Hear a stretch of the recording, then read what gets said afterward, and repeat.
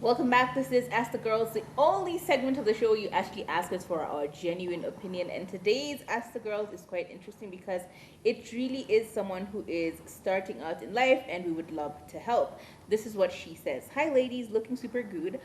Super good. What was that? Hi, ladies, looking super good. I want to start dating, but I need advice on what to check on before I start dating, like some common red flags. I am 24 years old. First of all, shout out to you. You're starting to get at 24. Wow, you are the Good epitome. girl. You are the poster child for the right time to date. I tell you, verily, verily, young woman, you're doing well in life. Anyway, that's not to castigate or make anyone else feel like they started dating way too early or way too old. It's just a compliment for what it is. Red flags. There's so many red flags, especially if you're starting to date within Canairo. I mean, Meja will tell you it's not funny, it's not a joke. So I will give you maybe three or four, and then Turi will give you her three or four. Number one, always look out for love bombing and gaslighting, and like someone who's a narcissist passing off as someone who's really infatuated with you or is really into you.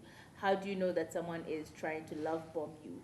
You never get a chance to actually process what is going on. You literally just met this person, and then suddenly they are giving you all the words of affirmation.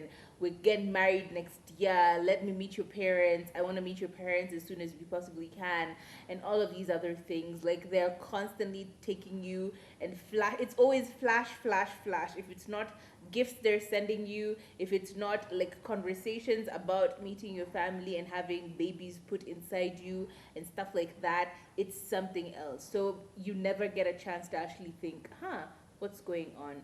That's one. Number two, and very commonly within Nairobi, people who tend to force you to start calling them or texting them within a confined period of time. Oh, babe, you can't call me after 6 p.m. because I don't have network in my house.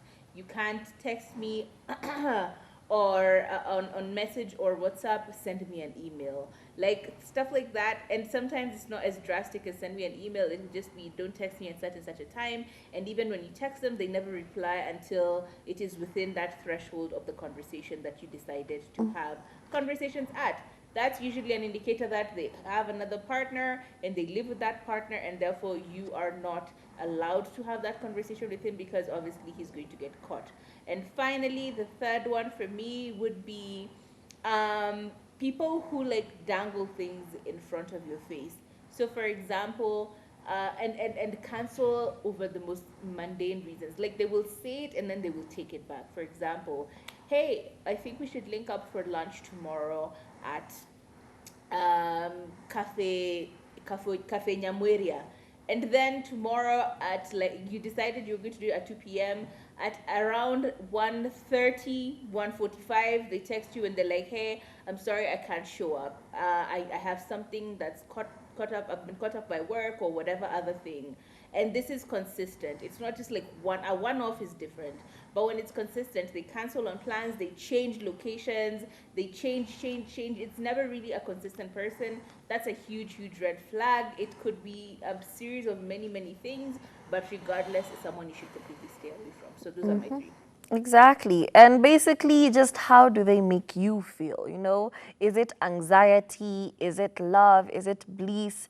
It's all up to that. Your body will tell you things before you actually know them.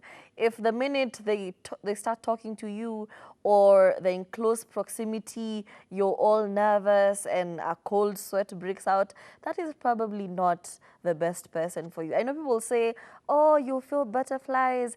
There's a different type of butterfly. There's the way your heart skips a bit when you see somebody. But kama ni palpitations, you could almost pass out. Please avoid that kind of person.